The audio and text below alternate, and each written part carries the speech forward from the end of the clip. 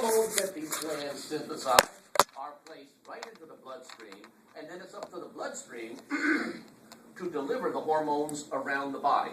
Yes, no? Okay. The compounds most often that these endocrine glands produce are classified or considered to be hormones, yeah? Hormones have a relative degree of specificity. All of your endocrine glands are operating at all times, some more busily than others, at other occasions the others more busily than the ones. But typically you've got a variety of all of these hormones circulating in the blood at all times. Hormones, as they circulate around the body, recognize specific target cells. I circulate by and about all of you, but only this cell's membrane has the receptor site that I can attach to. She is my target. The rest of you are not. The rest of you have other hormones for whom you are the target, yes?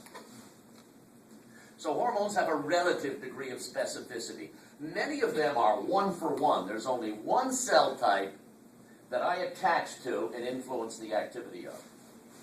Other hormones may have 2 targets, and others may have about 3 or 4 targets. But no hormone acts on every target in the yes. So there's always a relative degree of specificity, if not one for one. There's a couple, but not a lot, of target sites for this hormone. If, in the event that the hormone, once it sites its target cell and attaches to the receptor site, changes the metabolic activity of that cell, turns it on, or slows it down. The third thing a hormone can do to a target cell. So hormonal influences are augmentative or inhibitory. They stimulate or turn off. If in the event that the effect of this hormone on that cell is to cause that target cell to synthesize and secrete another or a second hormone, then I, the first hormone, am classified as a trophic hormone. All hormones have targets, and the target cells are either stimulated, inhibited,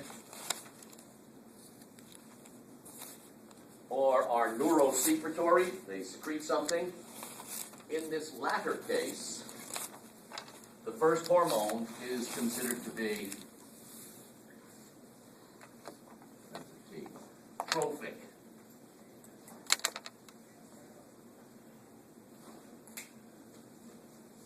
The effect, the impact of a hormone is typically readily felt.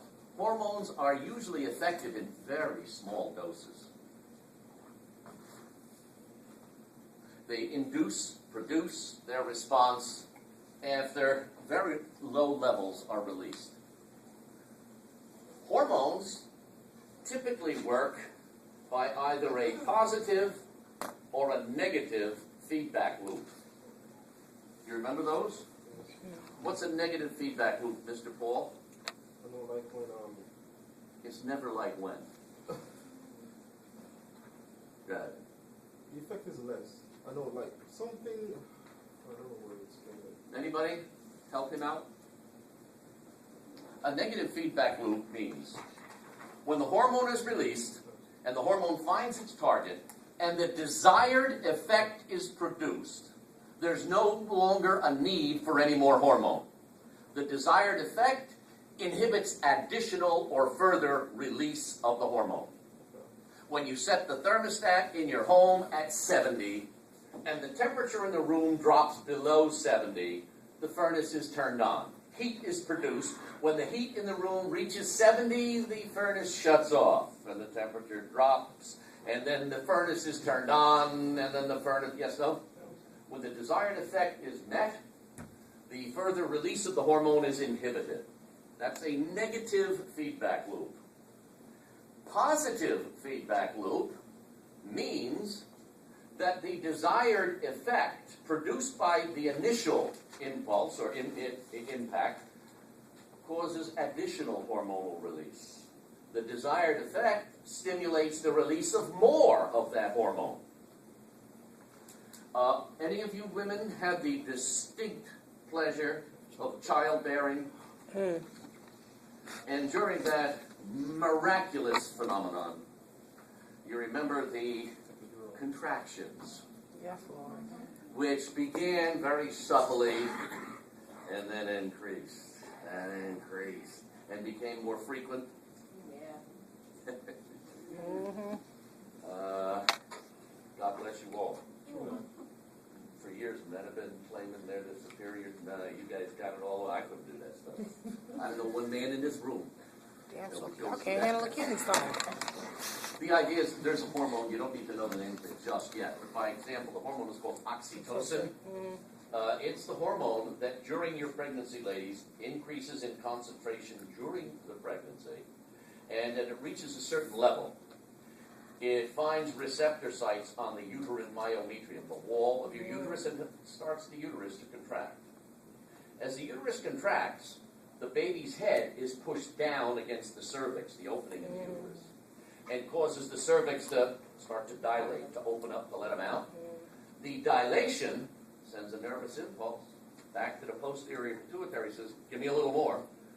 So there's more contractions, there's more pressure, there's more dilation, there's more hormone, there's more contraction, there's more pressure, and it builds and blah, blah, blah, till that glorious moment. I have no idea how that head fits through that hole. At any rate, positive feedback, oxytocin. There's a few others that we'll mention that have a positive feedback loop. You know how insulin works? When blood sugar's high, you release insulin. You lower blood sugar, you don't need the hormone. Sugar climbs, more hormone. Sugar, yes, no? Okay. Some are positive feedback, some are negative feedback. That's the nature of their mechanism of action. Hormones typically work by what's known as a two-messenger system. A first and second messenger. Watch me. I'll redo all this for you when we get into it. I'll put it on the board. Johnson is my target for the day.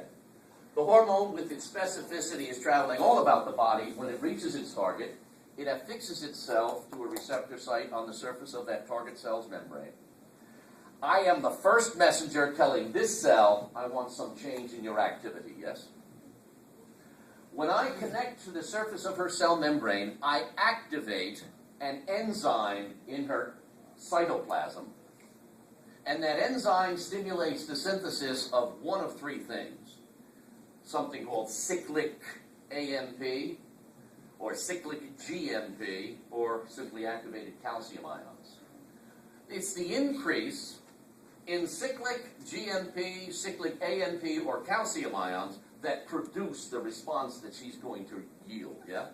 So I'm the first messenger. I bring about the synthesis of the second messenger. It's the second messenger which now increases, decreases, or causes her to secrete, yes, no? So it's a two-messenger system where the hormone is the first messenger, typically. The hormones in general are either small amino acids, peptides, larger protein molecules. Some of them are steroidal, derived from cholesterol, all the androgens, testosterone, estrogen, progesterone, the gender hormones, aldosterone, corticosterone, yes, no? These are all steroidal hormones derived from cholesterol. Some hormones are, what did I do? I did amino acids, peptides. Some hormones are called biogenic amines. They're a little bit of water-soluble, they're a little bit of fat-soluble. Adrenaline and noradrenaline, adrenaline from the adrenal gland, yes, no? That's not a protein. That's not a lipid. It's a catechol-amine, a biogenic amine. It's got a lipid-soluble part and an amine or water-soluble part on it. And then, finally, not quite yet elevated to the rank of hormones, but they soon will be in 5 or 10 years, are a group of compounds called prostaglandins. Not just the prostate. They were first found in the prostate, which is typically a male thing. You ladies don't have prostates. Typically produced in the prostate, there was a stuff called prostaglandin. We now find it's produced in a number of other glands. Women produce, there's 4 or 5 different types of prostaglandin, and women produce some of them. These are small compounds comprised of about 20 fatty acids. They're not real big, and they're not given at this point hormonal status or rank, but they soon will be. Okay,